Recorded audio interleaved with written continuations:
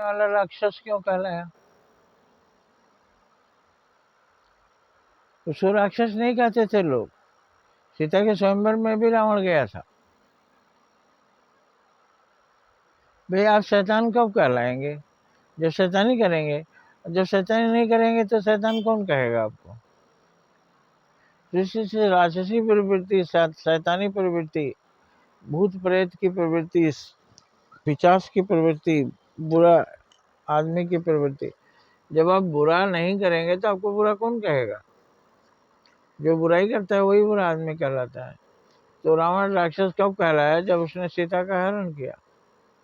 किसी की इज्जत लूटना, किसी की मर्यादा नष्ट करना, किसी की पत्नी को उठा ले जाना, किसी का धन दौलत छीन लेना, किसी के जगह जमीन छीन लेना, ये सब राक्षसी काम जो करेगा वही ना राक्षस कहलाएगा।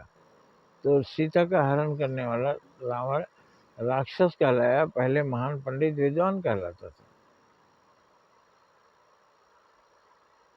तो किसी का सीता का हरण, सीता माने उनकी सुख संपत्ति, इज्जत संपदा, सुख समृद्धि, मान प्रतिष्ठा, इसको हरण जो करता है वो राक्षसी कहलाएगा। किसी के मान प्रतिष्ठा, जैसे आप मान प्रतिष्ठा चाहते हैं मेरा बढ़े, तो जब आपको आपकी मान प्रतिष्ठा घटाने वाला पसंद नहीं है तो आप क्यों दूसरे की मान प्रतिष्ठा घटाते हैं? इससे मेरी माता ने भी कहा कि वही बेर खिलाइए जो मीठा है, और जो बेर मीठा नहीं है उसको फेंकिए। तो आप जिसके भी सामने पड़ते हैं, आपके आगे आने वाला उस श्री राम की तरह उसके साथ व्यवहार कीजिए।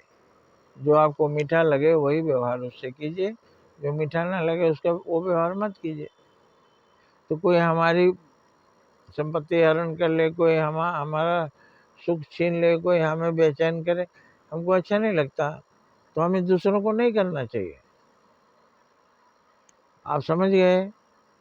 अब इसको ठीक से समझ लीजिए। जो चीज़ हमको मीठा ना लगे वो हम दूसरों को नहीं देंगे।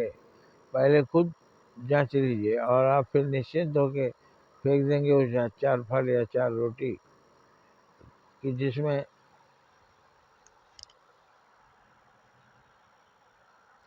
किसी की जान बचे,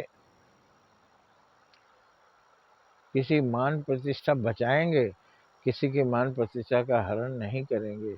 इसलिए सीता हरण करने वाला राक्षस, और सीता हरण को रोकने वाला जटायु की देवी, भगवान ने गोद में लेकर उसको पानी पिलाया। अपने गोद में ब्रह्म परमात्मा, परम ब्रह्म परमात्मा अपनी गोद में जगह देते हैं जो अच्छा काम करता है। जटायु एक मांसाहारी पक्षी था, लेकिन उसको भी भगवान ने अपनी गोद में लेकर पानी पिलाया। तो हम मनुष्य होकर जब वो एक पक्षी ऐसा कर सकता है कि किसी नारी के साथ अन्याय, किसी के साथ अन्याय पसंद नहीं करता, तो आप मनुष्य होकर के, इतने सेंसिटिव प्राणी होकर के, आप क्यों राक्षसी प्रवृत्ति है? और देखिए वहाँ एक नर और एक पक्षी है, एक आदमी है जिसे आदमियत की उम्मीद करनी चाहिए, वो आदमियत छोड़ दिया है, किसी की पत्नी को हरण करके जबरदस्ती रोते चिल्लवाते ले जा रहा है। और ये जटायु ऐसा कर रहा है, पक्षी है, मांसाहारी पक्षी, लेकिन उसे लड़ रहा है कि इस तरह मत करो, किसी की पत्नी का हरण मत करो, नारी का सम्मान करो।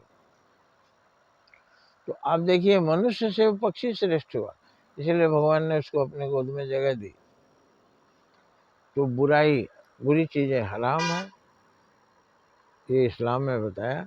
उसी तरह हमें भी बुराई पसंद नहीं है, और मुसलमान को बुराई हराम है, अल्लाह को भी बुराई हराम है, भगवान को भी बुराई हराम है। तो ये हराम शब्द जो है उससे दूर रहिए, उसे अपने पास मत आने दीजिए। जय हिंद, जय भारत।